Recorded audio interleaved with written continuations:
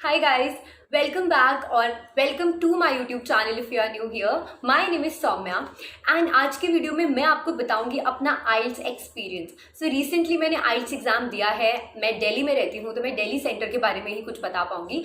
So I'm going to tell you everything. मेरा experience कैसा था, किस डेट को मैंने IELTS दिया, मेरे स्कोर्स क्या थे, मैं आपको बताऊंगी मेरा ओवरऑल स्कोर कितना था और मेरे इंडिविजुअल स्कोर्स कितने थे हर मॉड्यूल में. प्लस मैं अपनी गलतियां भी बताऊंगी यहाँ पर कि मुझे क्या लगता है मैंने क्या गलतियां करी हैं, सो दैट आप वो बिल्कुल अवॉइड करना. And if you are actually very serious about IELTS, अगर आप अभी देने वाले हो आइल्स, तो this video is going to be really helpful for all of you. So please watch this video till the end. I try to cover as much content, I try to cover as much information as I can in this video. अगर कुछ रह जाता है तो आप मुझे comment करके बताना. I will make a part 2 for it. Okay, so let's get started. So दो तरीके की एजेंसीज होती हैं जो आइल्स का पेपर कंडक्ट करवाती हैं. आई डोंट नो उन्हें एजेंसीज बोलेंगे या क्या बोलेंगे. ब्रिटिश काउंसिल एंड आईडीपी, ये दो कंपनीज कंडक्ट करवाती हैं पेपर. मैंने अपना एग्जाम थ्रू ब्रिटिश काउंसिल दिया था. ये कम्प्लीटली आपकी चॉइस होती है कि आपको किसके थ्रू अपना पेपर देना है. उनकी वेबसाइट पे जाके आप अपने टेस्ट की डेट बुक करवा सकते हो. सेकेंड चीज़ आती है कंप्यूटर बेस्ड टेस्ट या पेपर बेस्ड टेस्ट. आपको पेपर बेस्ड देना है, मतलब पेपर पे लिख के देना है, या फिर आपको कंप्यूटर पे पेपर देना है. अब कंप्यूटर बेस्ड एक डाउट है सब लोगों का जो रहता है कि क्या कंप्यूटर बेस्ड टेस्ट हम घर से दे सकते हैं. नहीं. Even if you are opting for CBT, आपको तभी सेंटर पर ही जाकर पेपर देना पड़ता है. एक हॉल होता है जहाँ पे आपके साथ काफ़ी और बच्चे होते हैं. सो मैंने अपना पेपर कोरोना, मतलब कि लॉकडाउन के टाइम पर, अभी रिसेंटली ही मैंने अपना पेपर दिया है, तो मेरे सेंटर पे बहुत कम बच्चे थे. प्लस मैंने सुबह 9 बजे का स्लॉट लिया था. सो मेरे सेंटर में अराउंड 7-8 बच्चे थे बस, तो उन्हीं के साथ मैंने पेपर दिया था. सो मैंने कंप्यूटर बेस्ड टेस्ट ऑप्ट किया है. आई थिंक आपको समझ आ गया होगा अभी तक. अब एक चीज़ होती है कि कंप्यूटर बेस्ड का जो रिजल्ट होता है, जो पेपर देने के बाद जो रिजल्ट आता है, वो बहुत जल्दी आ जाता है. विद इन 7 to 8 डेज आपको आपका रिजल्ट मिल जाता है ऑनलाइन. एंड उसके नेक्स्ट डे ही आपके घर पे एक TRF आती है. TRF is the test report form. Basically एक मार्कशीट प्रिंट होके ब्रिटिश काउंसिल की तरफ से वो आपके घर पे डिलीवर हो जाती है. उस मार्कशीट को आप स्कैन करके जिन भी कॉलेजेस में आपको अप्लाई करना है, for example I am applying to Canada, तो कनाडा के कॉलेजेस में मैं उस मार्कशीट को स्कैन कर कर वहाँ पर अपलोड कर दूंगी. सो ये प्रोसेस रहता है. और पीबीटी यानी कि जो पेपर बेस्ड होता है, उसका जो रिजल्ट आता है वो काफ़ी टाइम बाद आता है, मतलब 21 to 22 डेज लगते हैं. तो मेरा रिजल्ट सीबीटी का विद इन 7 डेज मुझे मिल गया था, मेरा ओवरऑल बैंड. अब प्रॉब्लम ये हुई कि मेरा रिजल्ट जैसे ही ऑनलाइन आया उसी दिन आई थिंक लॉकडाउन लग गया था. तो मेरा जो TRF है, मतलब कि मेरी जो रिपोर्ट कार्ड है, मार्कशीट है, वो मेरे घर पर डिलीवर ही नहीं हुई नेक्स्ट डे. एंड हमने ब्रिटिश काउंसिल में इतने मेल्स करे, हमने वहाँ पर इतनी बारी कॉल किया कि आप हमें ऑनलाइन एक PDF भेज दो, मैं उसका प्रिंट आउट निकाल लूँगी. लेकिन ऐसा वो लोग नहीं करते. ये उनका रूल ही नहीं है. ब्रिटिश काउंसिल ये चीज़ नहीं करता है. बट IDP जो होता है, IDP अपना जो रिजल्ट होता है वो ऑनलाइन इस तरीके से अपलोड करता है कि आप उसका प्रिंट आउट निकलवा सकते हो, एक PDF उसका बना सकते हो. तो ये सीन रहता है. तो मैं काफ़ी थोड़ा रिग्रेट कर रही थी यार, मैं IDP से दे देती, कम से कम मैं ऑनलाइन तो निकलवा लेती, क्योंकि ऑब्वियसली कोरोना का टाइम है. तो आई थिंक उन एजेंसीज को भी समझना चाहिए कि अगर आप पार्सल नहीं करवा पा रहे हो तो आप ऑनलाइन तो एक स्टूडेंट को भिजवा ही सकते हो. बट उन्होंने इस तरीके से कोई हेल्प नहीं करी थी. बट बहुत सारे कॉल्स मेल्स करने के बाद finally around I think May end या जून स्टार्टिंग में मेरे को मेरा TRF घर पर डिलीवर हो गया था, मिल गया था मुझे. अब इतने दिनों तक मैं कॉलेजेस में अप्लाई नहीं कर पाई. I was also very scared कि कहीं मेरे एप्लीकेशंस बंद ना हो जाए बिकॉज ऑफ दिस. होपफुली नहीं हुए थे. एंड जैसे ही मुझे मेरा TRF मिला, टेस्ट रिपोर्ट फॉर्म, मैंने उसको स्कैन करा एंड देन मैंने उसके बाद कॉलेजेस में अप्लाई किया था. So this was my story related to the TRF. मैं थोड़ा सा परेशान हो गई थी, but then at the end मेरे स्कोर अच्छा था, सो मैं थोड़ा खुश थी कि चलो ठीक है, इट वॉज वर्थ वेटिंग. सो मेरा ओवरऑल 7.5 था. इन रीडिंग आई स्कोर्ड 8, मेरे हाइएस्ट रीडिंग में आए थे out of 9. Speaking and listening मेरे दोनों में 7.5 थे एंड राइटिंग में मेरे 6.5 थे. सो अब मैं आपको बताऊंगी कि मैंने क्या गलतियां करी हैं इन सब में. सबसे पहले I talk about reading. Reading module मेरा प्रैक्टिस के टाइम पे बहुत सबसे ज़्यादा बुरा मॉड्यूल रीडिंग था, to be honest.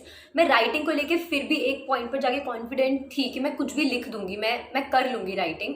But reading के लिए मैं बहुत ज़्यादा डरी हुई थी. सो मेरा एक फ्रेंड भी है, हम दोनों ने साथ में ही पूरी प्रिपरेशन करी थी एंड पेपर दिया था. सो हम साथ में ही पढ़ते थे.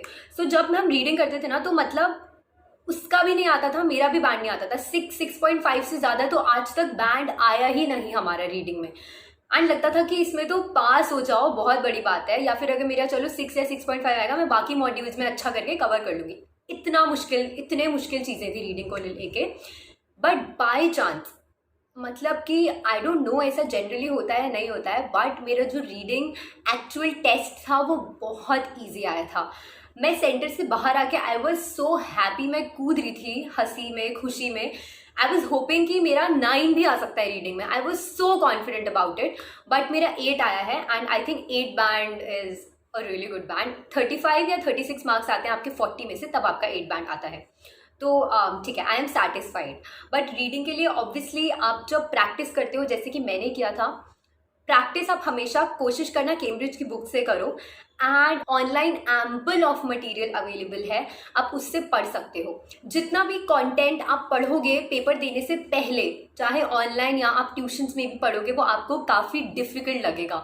अगर आप उसमें 6 और 6.5 ला रहे हो तो आप एक्चुअल पेपर में उससे ज़्यादा ले आओगे, because IELTS is easy. Now I move to my next section which is writing.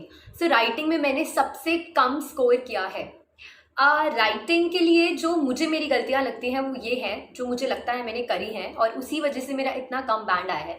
So writing में एक रिजिड फॉर्मेट होता है, एक स्ट्रिक्ट फॉर्मेट होता है कि अगर 4 पैराग्राफ्स आपको लिखने हैं तो उन चारों में फर्स्ट पैराग्राफ में यही आना चाहिए, सेकंड पैराग्राफ में यही आना चाहिए, थर्ड में यही आना चाहिए। तो इस तरीके से ना राइटिंग का एक फॉर्मेट होता है, वो मैंने पूरा फॉलो किया था। मतलब यूट्यूब से भी मैंने देखे थे काफ़ी वीडियोस, पूरा फॉर्मेट वो मैंने पूरा फॉलो किया था। बट मैं एक चीज़ को लेके बहुत ज़्यादा कंफ्यूज हो गई पेपर वाले दिन, वो ये था कि हम ईडियम्स यूज़ कर सकते हैं नहीं कर सकते हैं। मैंने राइटिंग में बहुत सारे ईडियम्स डाल दिए भर भर के, मुझे जितने भी ईडियम्स आते थे मैंने सारे राइटिंग में डाल दिए। एंड आप राइटिंग में ईडियम्स यूज़ नहीं कर सकते, आप सिर्फ स्पीकिंग के टाइम, स्पीकिंग मॉड्यूल में आप ईडियम्स यूज़ कर सकते हो। मैंने राइटिंग में भर भर के डाल दिए थे, मुझे लग रहा था मेरा पैसेज इतना सुंदर लग रहा है, इतना अच्छा लग रहा है, उसने मेरे बहुत मार्क्स काट लिए। सो आपको समझ आ रहा होगा कि मैंने कितना रिग्रेट किया होगा इस चीज़ को जब मुझे पता लगा। मतलब मुझे लग रहा था मैं अभी जाऊँ सेंटर पे और अपनी गलती ठीक करके आऊँ। सो ये एक गलती थी बहुत बड़ी, मतलब कहते हैं ना एक मेजर मिस्टेक, एक मेजर एरर जो मैंने राइटिंग में करा था। बट या सो इस वजह से मेरा 6.5 आया होगा, नहीं तो मेरा 7 या 7.5 अच्छे से आ जाता राइटिंग में। एंड राइटिंग आप आई डोंट नो आप खुद से पढ़ सकते हो नहीं, बिकॉज राइटिंग में ऐसा रहता है ना कि आपको कोई चाहिए जो आपकी राइटिंग को इवैल्यूएट कर पाए, आपने किस तरीके से लिखा है, आपको कोई एक्सपीरियंस बंदा चाहिए होता है जो आपकी राइटिंग को इवैल्यूएट कर पाए। सो उसके लिए आप ट्यूशंस देख सकते हो या आप कोचिंग्स देख सकते हो इफ़ यू वांट। नेक्स्ट चीज़, अब नेक्स्ट मॉड्यूल पे जाएंगे, वो 2 मॉड्यूल्स है, स्पीकिंग और listening. So these modules are easier as compare to writing and reading. सबसे पहले मैं बात करूंगी लिसनिंग मॉड्यूल की। तो लिसनिंग में तो ऐसा रहता था प्रैक्टिस में कि मेरे फ्रेंड के भी बहुत अच्छे मार्क्स आते थे और मेरे भी बहुत अच्छे मार्क्स आते थे। मतलब हम हमेशा 8.5, मतलब 8.5 से नीचे तो पता नहीं, मुझे याद भी नहीं है मैंने कभी लिसनिंग में स्कोर किया होगा। हमेशा 8.5 टच करता था। 8.5 वुड बी आई थिंक 37 या 38 आउट ऑफ 40, सिर्फ 1 या 2 गलत। I was so happy. मतलब लिसनिंग की तो मैं, हम लोग डेली प्रैक्टिस भी नहीं करते थे, मतलब एक हफ्ते में 2-3 बार कर लेते थे, इतना ही हम लिसनिंग करते थे क्योंकि we were very confident. But वहाँ जाकर लिसनिंग का key is only concentration and focus. मेरा कॉन्सेंट्रेशन बहुत ख़राब हुआ वहाँ पर, क्योंकि जो आपका फर्स्ट मॉड्यूल रहता है, जब आप कंप्यूटर के आगे बैठते हो तो लिसनिंग से ही आपका टेस्ट स्टार्ट होता है। सबसे पहले आपको लिसनिंग ही देना होता है। तो तब आप एकदम सेंटर में आपने बस एंटर किया होता है, आप कंप्यूटर के आगे बैठे होते हो, आप सबको देख रहे होते हो, तो एकदम से टेस्ट स्टार्ट हो जाता है ना, तो आप फोकस नहीं कर पाते कि अरे क्या हो गया ऑडियो में। प्लस जो ऑडियो रहती है वो 2 बारी प्ले नहीं होती है, जो पूरी ऑडियो रहती है वो सिर्फ एक ही बार प्ले की जाती है। तो अगर आपका कोई आंसर छूट गया तो आपका आंसर छूट गया। 4 सेक्शंस रहते हैं इसमें, चारों अपनी डिफिकल्टी लेवल के हिसाब से ही, लाइक फर्स्ट वाला इजी रहता है, सेकंड वाला थोड़ा डिफिकल्ट, थर्ड वाला उससे ज़्यादा डिफिकल्ट और फोर्थ वाला सबसे ज़्यादा डिफिकल्ट। तो इस तरीके से लिस्टिंग में रहते हैं चारों सेक्शन। तो मेरे 2-3 आंसर्स छूट गए थे, मतलब मैंने उनमें गेस करके लिख दिया था। सो एक आंसर था जिसमें फ़ोन नंबर बोल रहा था वो इंसान, और मुझे फ़ोन नंबर लिखना था। सो मैंने फ़ोन नंबर में गलती कर दी जहाँ तक मुझे लगता है, और भी मैंने 3-4 गलतियाँ करी होंगी, डेफिनेटली करी होंगी लिसनिंग में, क्योंकि मेरा फोकस थोड़ा भटका था। बट कंप्यूटर बेस्ड में एक बहुत बड़ा फायदा रहता है कि आपको हेडफोन्स मिलते हैं। ऐसा कुछ नहीं होता कि सेंटर में शोर हो रहा है, बच्चों की आवाजें आ रही है इसलिए आप डिस्ट्रैक्ट हो रहे हैं, ऐसा कुछ नहीं रहता है। आपके पास आपका हेडफोन्स रहते हैं और आप उनकी वॉल्यूम भी अपने हिसाब से एडजस्ट कर सकते हो। ये this is about listening. Also listening में बहुत डिफरेंट तरीके के एक्सेंट्स आ सकते हैं। आपको सारे एक्सेंट्स की प्रैक्टिस होनी चाहिए। अमेरिकन भी आ सकता है, ब्रिटिश भी आ सकता है। आपको अपने आप को उस हिसाब से प्रिपेयर करना है। इंग्लिश मूवीज, हॉलीवुड सीरीज, ये सब बहुत हेल्प करेंगे। Now I move to speaking. So speaking मेरा फेवरेट मॉड्यूल है शुरू से ही। इवन जब हम प्रैक्टिस करते थे तो भी मैं बहुत कॉन्फिडेंट रहती थी स्पीकिंग के लिए। सो स्पीकिंग के भी 3 पार्ट्स रहते हैं। फर्स्ट पार्ट रहता है आपका इंट्रोडक्शन। तो आप एक रूम में जाते हो, आप एग्जामिनर बैठी होती है सामने, आप बैठा होता है जो भी है, एंड वो आपसे फर्स्ट राउंड में आपके बारे में पूछते हैं। सो वो कोई भी क्वेश्चन उठा के पूछ सकते हैं, मतलब एनीथिंग अबाउट योर सेल्फ। तो कभी कभी तो वो स्टार्ट ही ऐसे करते हैं कि tell me something about yourself. तो आपको अपने बारे में बताना है। या फिर वो कुछ बेसिक क्वेश्चंस भी, मतलब कुछ स्पेशल क्वेश्चंस भी पूछ सकते हैं। जैसे मुझसे पूछा था कि do you like watching television. So मैंने बोला था no I don't watch television much, and then मैंने बताया था कि मेरा शेड्यूल बहुत बिजी रहता है, ऐसे ऐसे करके मैंने बोल दिया था। उसके बाद उन्होंने पूछा ठीक है लेकिन आप क्या देखते हो टेलीविजन पे। मतलब अब जब मैंने बता दिया कि मैं कम देखती हूँ तो तुम मुझसे ये क्यों पूछ रहे हो कि आप क्या देखते हो।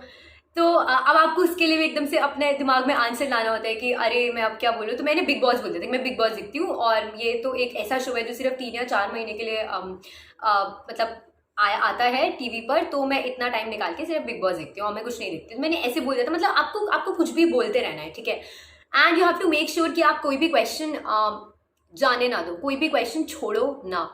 कहानियां बनानी पड़े, कुछ भी करना पड़े, you are allowed to do that. चाहे आप एग्जामिनर के क्वेश्चन पूछने के थोड़ा ऐसे नीचे देखो, 10 सेकंड बाद भी आंसर देना शुरू करो, वो भी चलेगा, कोई प्रॉब्लम नहीं होती है। लेकिन कोई भी क्वेश्चन छोड़ना मत, या उसको बोलना मत कि क्वेश्चन चेंज कर दो, मैं इसका आंसर नहीं दे सकती। ऐसे आप कभी मत करना। तो ये रहता है फर्स्ट पार्ट, जिसमें वो आपके बारे में चीज़ें जानता है, आपसे आपका इंट्रोडक्शन लेता है। सेकेंड पार्ट में वो आपको एक टॉपिक देता है and then you have to speak about that topic. तो आपको मिनिमम 2 मिनट तक उस पर बोलना होता है। सो मेरा जो क्यू कार्ड का टॉपिक था वो ये था कि आपका कोई बचपन का टॉय जो अभी भी आपके पास है, उससे रिलेटेड कोई मेमोरी बताओ। सो मैंने उससे पूरी एक स्टोरी बता दी थी। मेरी तो काफ़ी स्टोरीज हैं ऐसे टॉयज वॉयज को लेकर, तो मेरे को याद थी एंड मैंने कुछ ऐसे झूठ नहीं बोला था, मैंने एक्चुअल स्टोरी वहाँ पे बता दी थी। आप इसमें झूठ भी बोल सकते हो क्योंकि वो बस आपकी इंग्लिश देख रहा है, वो बस ये देख रहा है कि आप कितनी देर तक फ्लुएंटली बात कर सकते हो। उससे कोई फर्क नहीं पड़ता आप सच बोल रहे हो या आप झूठ बोल रहे हो। इसका जो थर्ड पार्ट रहता है स्पीकिंग का, वो सबसे डिफिकल्ट रहता है क्योंकि वो वहाँ पे आपसे बहुत जनरल आप क्या सोचते हो, आपका सोचने का तरीका कैसा है, ऐसे क्वेश्चंस पूछता है। जैसे मुझसे पेरेंटिंग पे क्वेश्चंस पूछे गए थे। व्हाट डू यू थिंक कि पेरेंट्स अपने बच्चों को कैसे ट्रीट करना चाहिए, क्या उन्हें अपने बच्चों को जैसे टॉयज बच्चे मांगते हैं वैसे टॉयज उन्हें दे देने चाहिए या नहीं देने चाहिए। तो इस तरीके से ना वो आपके ओपिनियंस मांगता है आपसे कि आपका क्या ओपिनियन है on this particular topic. Generally ये जो क्वेश्चंस होते हैं ये सेकंड पार्ट से रिलेटेड ही होते हैं। जो आपका क्यू का टॉपिक आपको सेकंड पार्ट में दिया गया होता है उससे रिलेटेड ही फॉलो अप क्वेश्चंस ये वाले होते हैं थर्ड पार्ट के। सो अराउंड 15 मिनट्स चला था मेरा स्पीकिंग का जो राउंड था वो। लेकिन अब यहाँ पे मुझसे क्या गलतियाँ हुई हैं मैं वो बताऊँगी। फर्स्ट मिस्टेक जो मैंने यहाँ पे करी है वो है रेपिटेशन। सो अब जब मैं किसी थर्ड पर्सन की बात करी थी तो मैं वहाँ पे बार बार बोली थी हिज और हर चॉइस, हिज और हर दिस, हिज और हर दैट। तो मैंने हिज और हर इतनी बार रिपीट किया है, इतनी बार रिपीट किया कि मुझे वहीं पर रिग्रेट हो जाती कि Saumya what the hell are you doing. मेरे दिमाग में ये चीज़ चल रही थी कि तू क्या कर रही है, तू बार बार हिज और हर रिपीट क्यों कर रही है, ब्रिंग समथिंग न्यू। बट उस टाइम पे आप थोड़ी नर्वस हो रही होती हो। दो आपका जो एग्जामिनर है वो बहुत स्वीट रहता है, ऐसा लगता है कि आप उसके बाद कॉफ़ी पी रहे हो लिटरली। लेकिन डर तो दिमाग में बहुत ज़्यादा रहता ही है ना, बैठा हुआ होता है। So repetition, never repeat your words. अगर आपने एक बार हिज और हर बोल दिया है तो सेकेंड टाइम आपको कुछ और लेकर आना पड़ेगा। अब सेकंड गलती जो मैंने अपने स्पीकिंग में करी थी वो ये थी कि जो थर्ड पार्ट होता है मैंने आपको बताया उसमें आप जनरल क्वेश्चंस मतलब फॉलो अप क्वेश्चंस करता है वो आपसे। उसमें आपको कभी भी अपना पर्सनल एक्सपीरियंस शेयर नहीं करना होता कि फॉर एग्जाम्पल मेरे साथ भी ऐसा होता था, या फॉर एग्जाम्पल मेरे पेरेंट्स ने भी मेरे साथ ऐसा किया है। नो, आपको एक थर्ड पर्सन को लेकर आइडिया देना होता है कि आपका क्या ओपिनियन है, आपको क्या सही लगता है, क्या गलत लगता है। और मैंने 2 से 3 बार अपना एग्जाम्पल दिया था कि हाँ मेरी फैमिली में ऐसा होता है या मैंने ऐसा देखा है। तो examiner she was so sweet कि उसने मुझे थोड़ा करेक्ट करने की भी कोशिश की कि आर यू टॉकिंग जनरली और are you talking about yourself. तो ऐसे उसने मुझे हिंट दिया एंड देन मैं ऐसे हो गई कि no no ma'am I am talking generally. मतलब फिर मुझे थोड़ा वापस ट्रैक पे आना पड़ा। तो इस चीज़ का भी आपको बहुत ध्यान रखना है कि थर्ड पार्ट में आप अपने से रिलेटेड कोई एग्जाम्पल नहीं दोगे, ठीक है। आपको जनरल स्टेटमेंट्स जनरली दुनिया के हिसाब से आंसर करना होता है। Okay, so I think I have covered all the 4 modules and yes, मुझे अपनी गलतियाँ पता लग गई हैं। मैं अगर एक और बार देने जाऊँगी तो मैं बहुत बेटर करूँगी, ऐसा मुझे लगता है। But I am satisfied with my score. दो मैं 8 या 8.5 स्कोर कर सकती थी, ऐसा मुझे लगता है अभी। बट इट्स ओके बिकॉज 7.5 में मुझे एडमिशन मिल गया है जिस कॉलेज में मुझे जाना था, so I am happy about it. So the next thing that I want to tell you all is कितना टाइम सफिशिएंट है पढ़ने के लिए। सो आई गेट इट, आइल्स का एग्ज़ाम बहुत एक्सपेंसिव रहता है, इट्स ऑलमोस्ट 15,000 एंड हर कोई 2 से 3 बार देना अफोर्ड नहीं कर सकता। तो ये बहुत जनरल, ये बहुत अंदर से आती है ये बात कि अरे यार एक ही बारी मैंने बुक कराया, तो अब मेरे को चाहे 2 महीने तैयारी करनी पड़े, चाहे मुझे 3 महीने तैयारी करनी पड़े, 4 महीने करने पड़े, लेकिन मैं ऐसे दूंगी पेपर कि मतलब एक ही बारी में क्लियर हो जाए।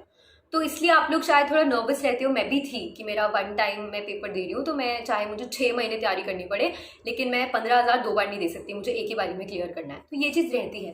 मैंने और लोगों से तो सुना है, उन्होंने तो मुझे ये कहा था कि सौम्या 15 दिन में दे दे, 15 दिन इज इनफ। बट मैं थोड़ा डर रही थी, तो मैंने 2 महीने पढ़ाई करी है। 20 डेज आर इनफ। चलो ठीक है, आई गेट इट कि आप इतना कॉन्फिडेंट नहीं हो खुद को लेके, या आप एकदम एक बिगिनर लेवल इंग्लिश भी नहीं बोल पा रहे हो, तो उस केस में आप चलो 1 महीना ले लो। बट 1 महीने से ज़्यादा लेना आइल्स के लिए आई थिंक बेवकूफ़ी है, बिकॉज 1 महीने में तो हर कोई आइल्स क्लियर कर लेता है। आइल्स इज़ वेरी ईजी।